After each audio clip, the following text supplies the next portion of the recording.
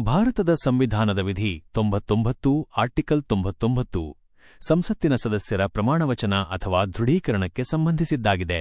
ಇದು ಅತ್ಯಂತ ಸರಳ ಹಾಗೂ ಪ್ರಮುಖವಾದ ವಿಧಿಯಾಗಿದ್ದು ಇದರ ಸಂಪೂರ್ಣ ವಿವರಣೆ ಇಲ್ಲಿದೆ.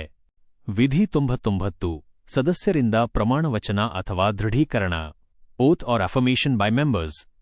ಸಂಸತ್ತಿನ ಪ್ರತಿಯೊಂದು ಸದನದ, ಲೋಕಸಭೆ ಅಥವಾ ರಾಜ್ಯಸಭೆ, ಪ್ರತಿಯೊಬ್ಬ ಸದಸ್ಯನು ತನ್ನ ಸ್ಥಾನವನ್ನು ಅಲಂಕರಿಸುವ ಮೊದಲು ರಾಷ್ಟ್ರಪತಿಗಳ ಮುಂದೆ ಅಥವಾ ಅವರು ಈ ಕಾರ್ಯಕ್ಕಾಗಿ ನೇಮಿಸಿದ ವ್ಯಕ್ತಿಯ ಮುಂದೆ ಪ್ರಮಾಣವಚನ ಸ್ವೀಕರಿಸಬೇಕು. ಇದರ ಪ್ರಮುಖ ಅಂಶಗಳು: ಯಾರು ಪ್ರಮಾಣವಚನ ಬೋಧಿಸುತ್ತಾರೆ? ರಾಷ್ಟ್ರಪತಿಗಳು ಅಥವಾ ಅವರು ಈ ಉದ್ದೇಶಕ್ಕಾಗಿ ನೇಮಿಸಿದ ವ್ಯಕ್ತಿ, ಸಾಮಾನ್ಯವಾಗಿ ಹಂಗಾಮಿ ಸ್ಪೀಕರ್ ಅಥವಾ ಪ್ರೋಟೆಮ್ ಸ್ಪೀಕರ್.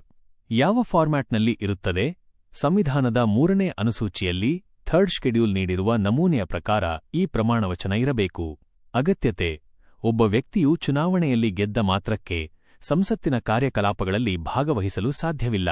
ಈ ವಿಧಿಯ ಅಡಿಯಲ್ಲಿ ಪ್ರಮಾಣವಚನ ಸ್ವೀಕರಿಸಿದ ನಂತರವೇ ಅವರು ಅಧಿಕೃತವಾಗಿ ಸದನದ ಸದಸ್ಯರಾಗಿ ಕಾರ್ಯನಿರ್ವಹಿಸಲು ಸಾಧ್ಯ. ಪ್ರಮಾಣವಚನದ ಪ್ರಮುಖ ಭಾಗಗಳು: ಸದಸ್ಯರು ಈ ಕೆಳಗಿನವುಗಳಿಗೆ ಬದ್ಧರಾಗಿರುವುದಾಗಿ ಪ್ರಮಾಣ ಮಾಡುತ್ತಾರೆ. 1. ಭಾರತದ ಸಂವಿಧಾನದ ಮೇಲೆ ನೈಜ ಶ್ರದ್ಧೆ ಮತ್ತು ನಿಷ್ಠೆ ಹೊಂದಿರುವುದು. 2. ಭಾರತದ ಪರಮಾಧಿಕಾರ ಮತ್ತು ಅಖಂಡತೆಯನ್ನು ಎತ್ತಿಹಿಡಿಯುವುದು. 3. ತಾನು ವಹಿಸಿಕೊಳ್ಳಲಿರುವ ಕರ್ತವ್ಯವನ್ನು ನಿಷ್ಠೆಯಿಂದ ನಿರ್ವಹಿಸುವುದು. ಒಂದು ವೇಳೆ ಪ್ರಮಾಣವಚನ ಸ್ವೀಕರಿಸದಿದ್ದರೆ ಏನಾಗುತ್ತದೆ? ವಿಧಿ 104. ವಿಧಿ 99ರ ಅಡಿಯಲ್ಲಿ ಪ್ರಮಾಣವಚನ ಸ್ವೀಕರಿಸದೆ ಒಬ್ಬ ಸದಸ್ಯನು ಸದನದ ಕಲಾಪಗಳಲ್ಲಿ ಭಾಗವಹಿಸಿದರೆ ಅಥವಾ ಮತ ಚಲಾಯಿಸಿದರೆ ಅಂತಹ ವ್ಯಕ್ತಿಗೆ ಪ್ರತಿದಿನಕ್ಕೆ 500 ರೂಪಾಯಿಗಳ ದಂಡ ವಿಧಿಸಲಾಗುತ್ತದೆ.